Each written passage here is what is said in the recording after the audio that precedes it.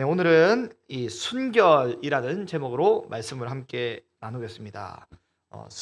순결, 깨끗함, 정결함. 순결하면 여러분 이게 뭐가 생각나십니까? 요즘에는 이제 어, 그 결혼하기 전에 우리 청년들이나 젊은이들을 향해서 이제 순결을 지켜라라고 말을 하기도 상당히 힘들 만큼 세상이 혼탁하고 어지러운 세상 가운데 우리가 살고 있습니다.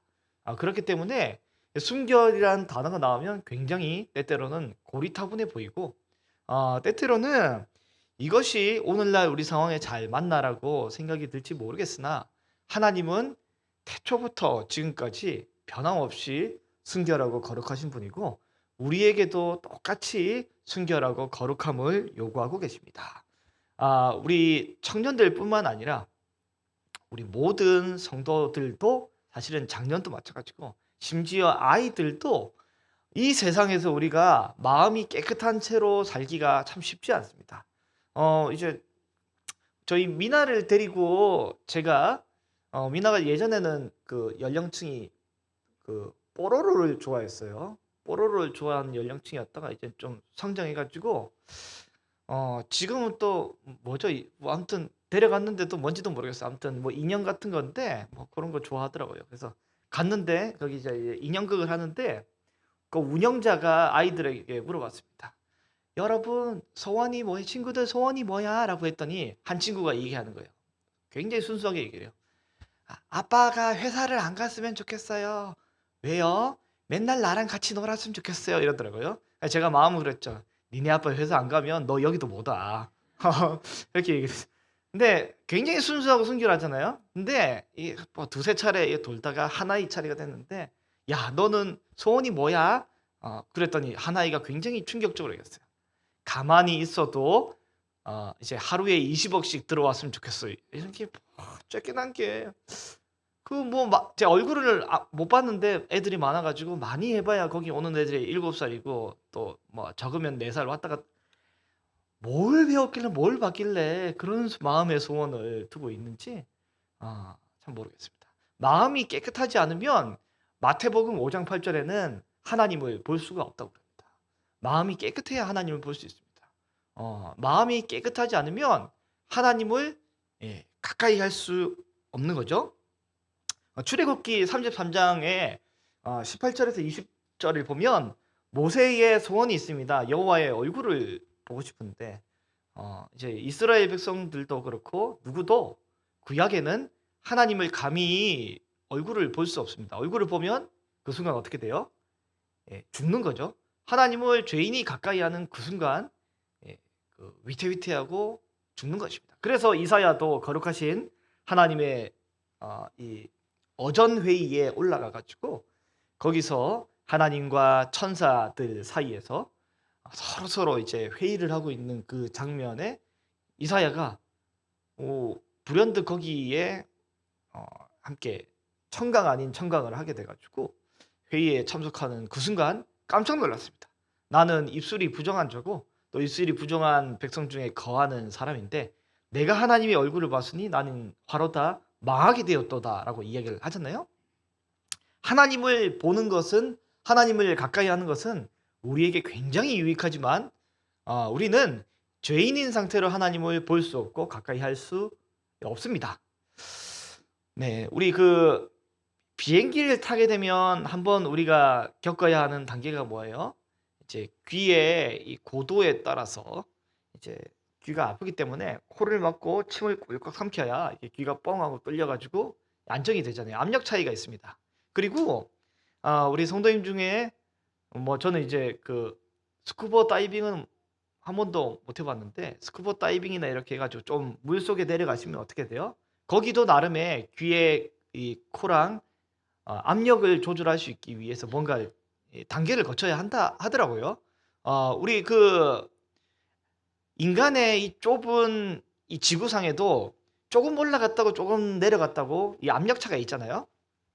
이와 마찬가지로 하나님의 이 거룩한 공간에는 하나님이 계신 그곳에는 너무 거룩하기 때문에 이스라엘에서는 이것을 이렇게 압력을 조절하는 장치처럼 거룩을 조절하는 장치가 있었습니다.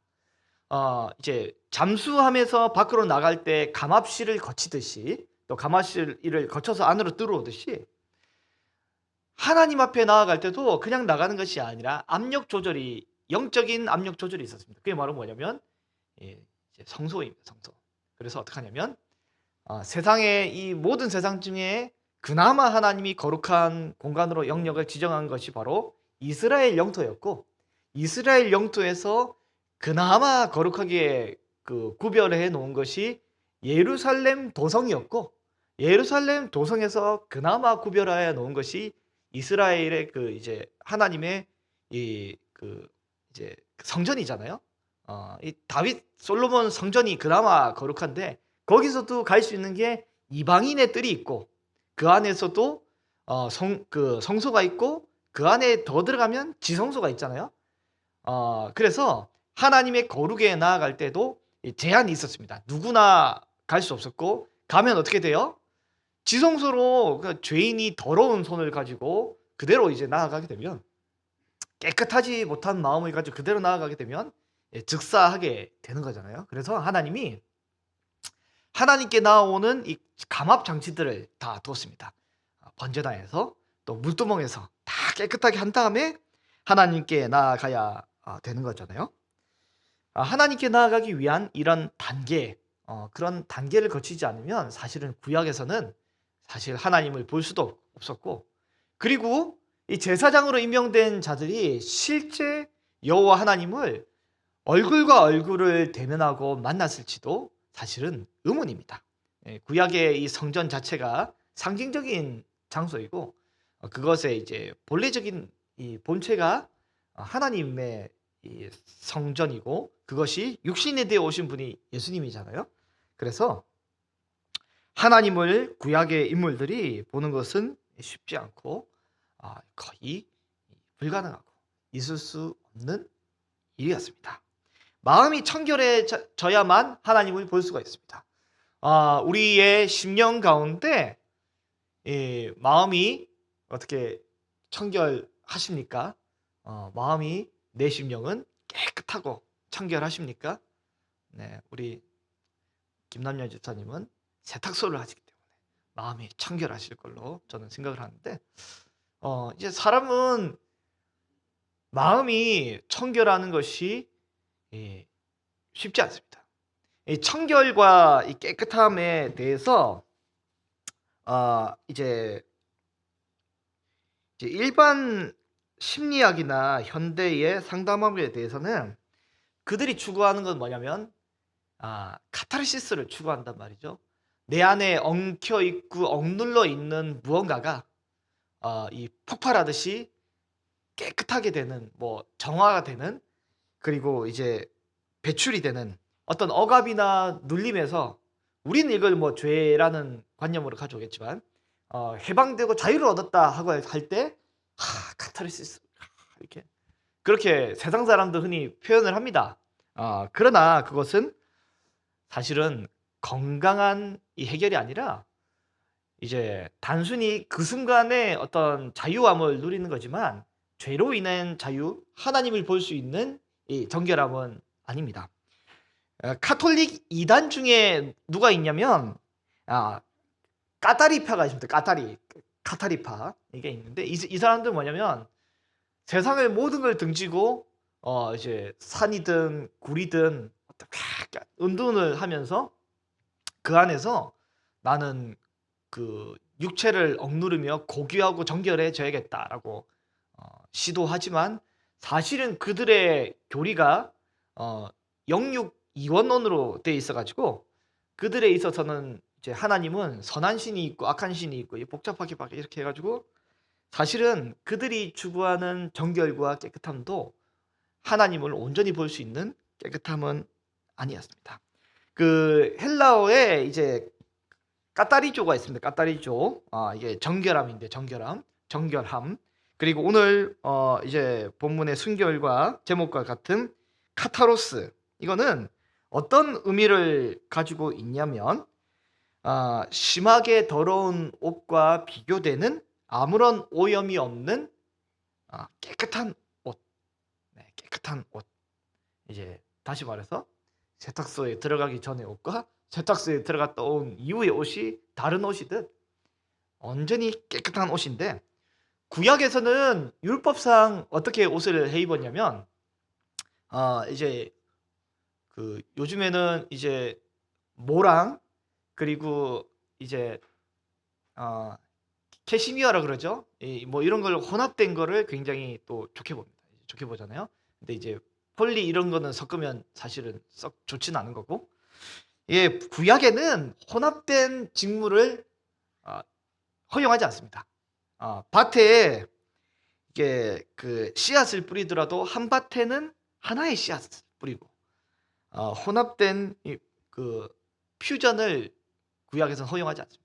순결하고 깨끗하고 온전하고 아무것도 흠이 없고 깨끗한 것이 하나님이 원하시는 건데, 왜 그러냐면 그런 것을 통해서 하나님은 무엇을 우리에게 교육해 주냐면, 우리의 마음의 중심 가운데 하나님 외에 마음밭에 하나님 외에 다른 씨앗을 뿌리기를 원하시지 않으신 겁니다. 하나님은 우리의 마음이 깨끗하게 순전하게 일심으로 우리 하나님만 바라보도록 우리 하나님은 원하고 계십니다.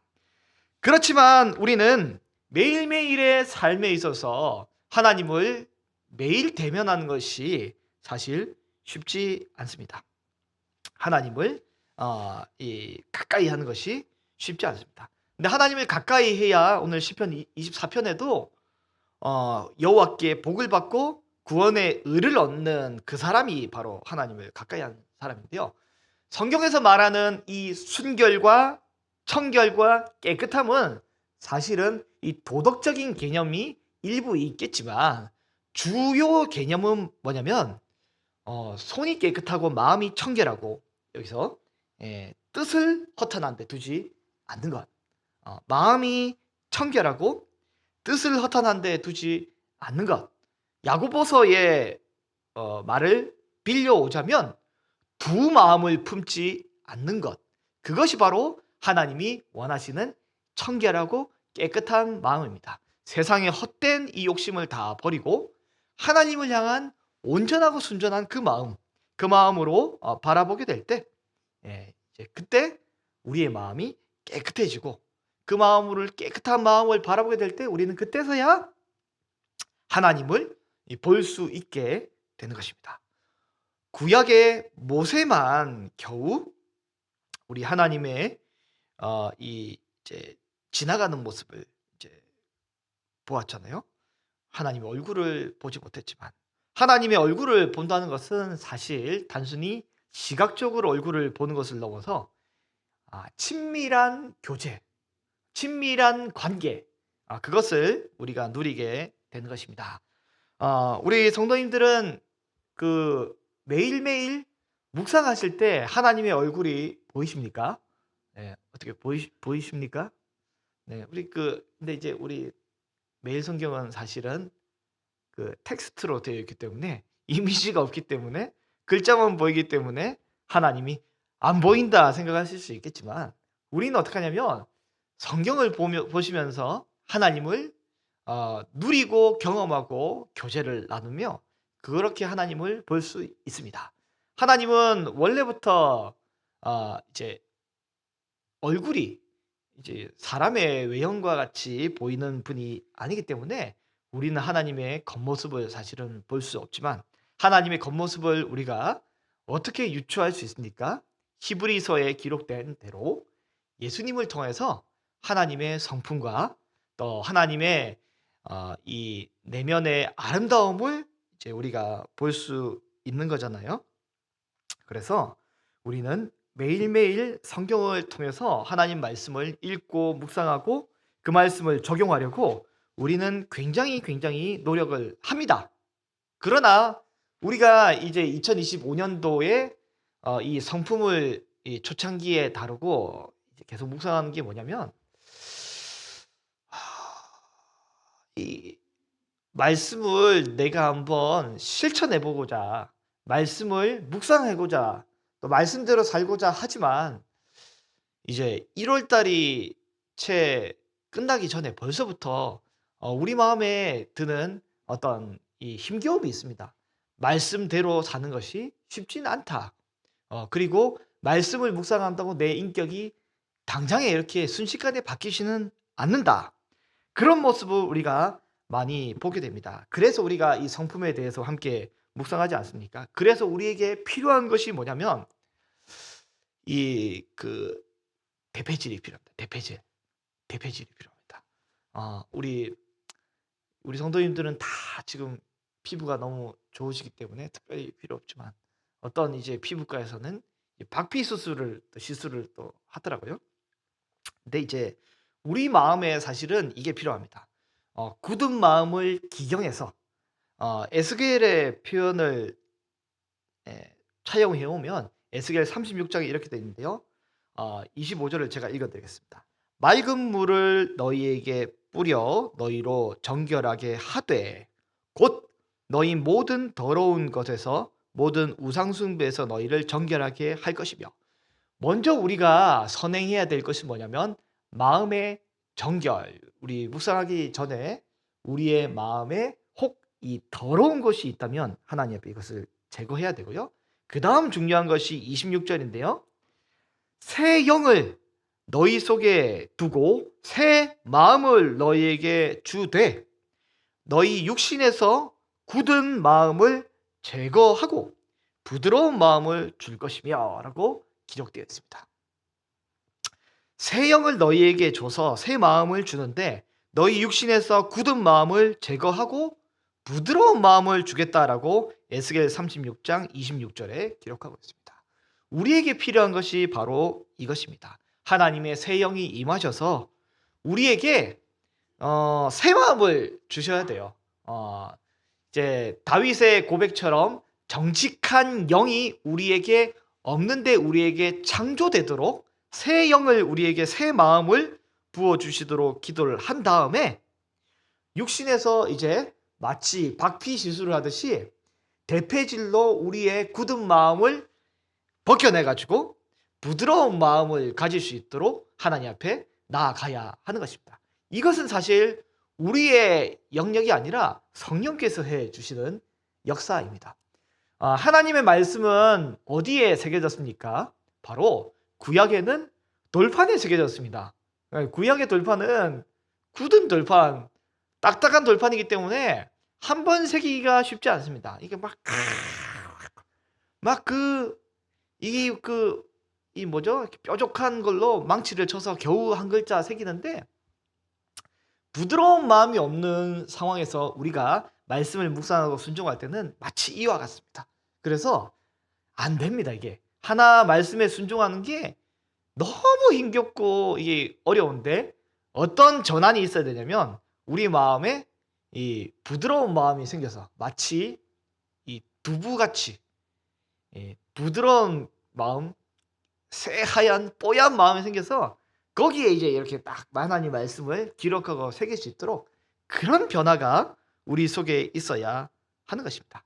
성령께서 우리 마음 가운데 하나님의 말씀을 그렇게 부드러운 마음을 새겨주시게 될 때 그때서야 우리는 하나님 앞에 순전한 마음으로 정직한 마음과 정결한 마음으로 이 말씀에 따르고 순종할 수 있는 그런 환경과 여건이 만들어지게 되는 것입니다.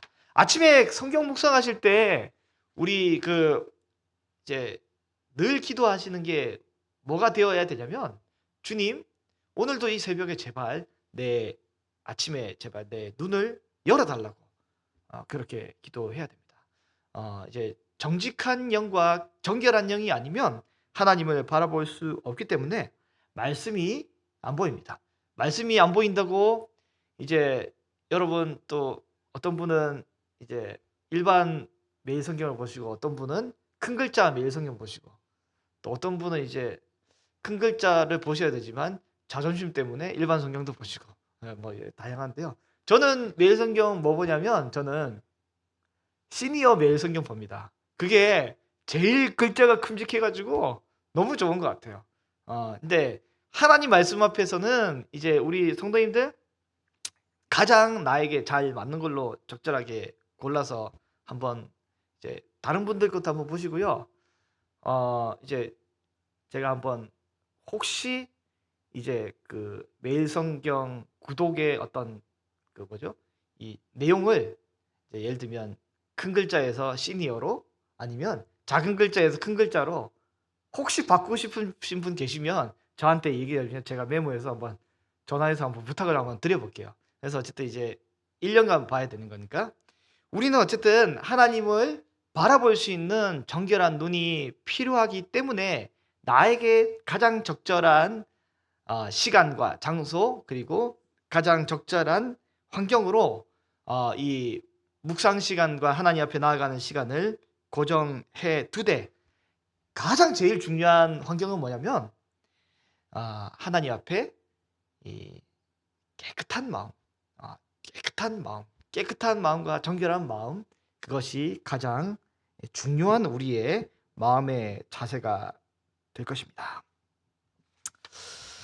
네, 성령께서 우리의 마음에 하나님의 말씀과 법도를 따를 수 있도록 만들어 주시고 그리고 우리의 영혼을 순결하게 유지시켜 주시기 때문에 우리는 하나님 앞에 깨끗한 마음으로 나아갈 수 있게 됩니다. 시편 119편 9절에 보면 이렇게 되어 있습니다. 청년이 무엇으로 그 행실을 깨끗하게 하리까? 주의 말씀을 따라 삼갈 것이니다.